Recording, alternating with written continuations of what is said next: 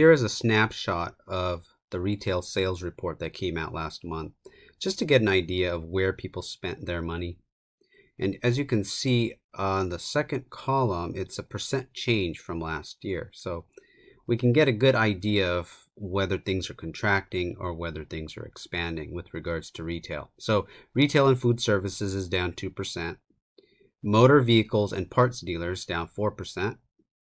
Furniture and home furnishing down 13.5%. Electronics and appliance stores down 18.6%.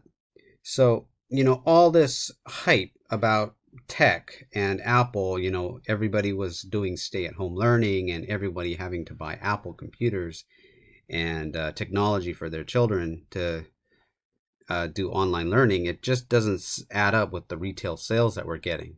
Because if that were the case, if it was true that everybody was out buying new tech to take care of online learning, then we would have seen a big jump in electronics.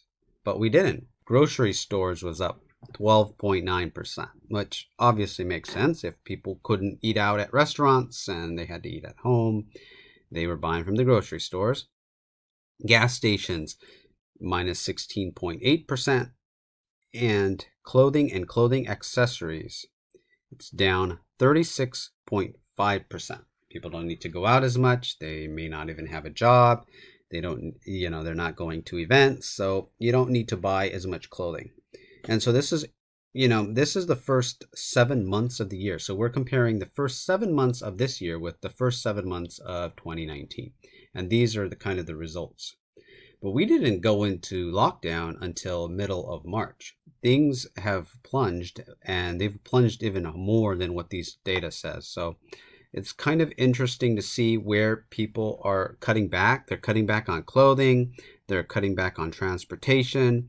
They're cutting back on technology and home furnishings.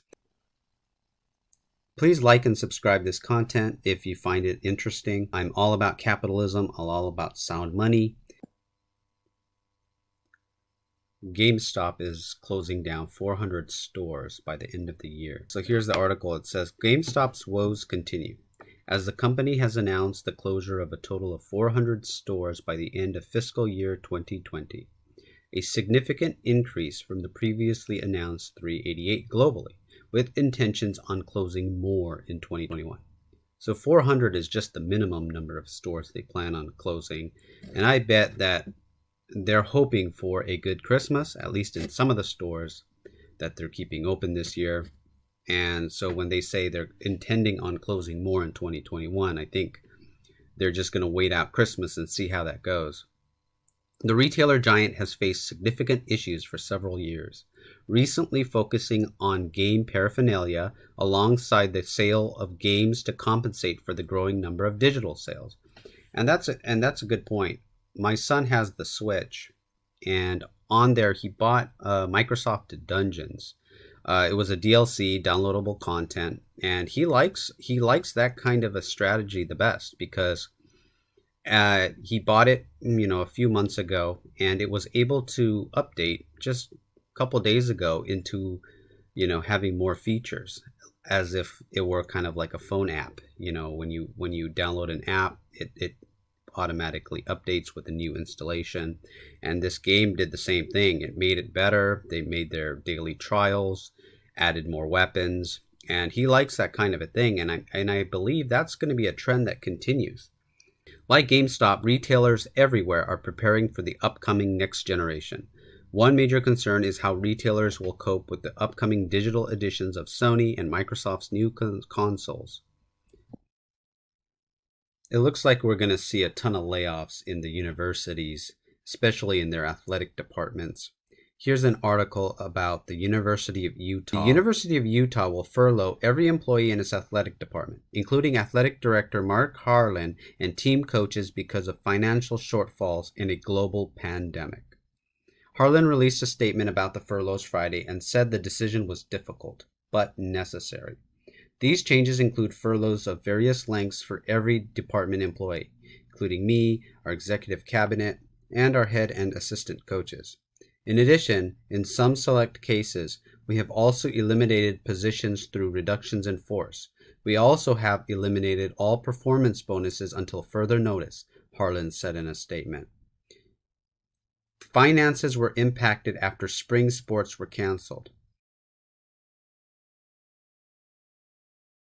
We've got the Oklahoma State University also cutting jobs. The Oklahoma State University Athletics Department announced Wednesday that it is undergoing immediate cuts in personnel and operating budget because of the fiscal challenges brought on by the virus pandemic.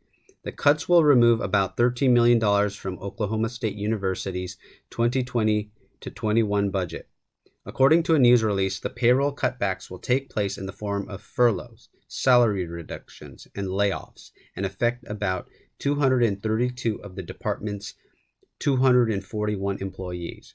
16 of the athletics department's 25 employees who have contracts agreed to voluntary pay cuts, including athletic director Mike Holder and every head coach.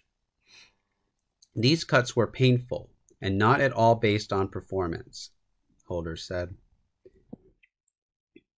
Here's a third school that's announced layoffs. On Tuesday, the University of Texas Austin Athletics Department announced layoffs, pay cuts, and furloughs in a series of necessary financial cuts. UT Athletics Director Chris Del Conte called the decisions heartbreaking but necessary. You know, it's kind of interesting. Each of these three schools, I mean, the articles sound exactly the same. It's almost as if it would just copy and paste and just change the school's name, right? They talk about how it was painful but necessary, and there's financial distress. A lot of athletics departments around the country are going to be laying off. Things are only going to get worse. I mean, once the athletic directors are cut, all the people who worked in the stands, who kind of had auxiliary jobs, we are going to see a massive wave of job losses right now with the shutdowns and the lockdowns and the social distancing dragging on. I mean, we're in the 6th month of it. It just keeps dragging on.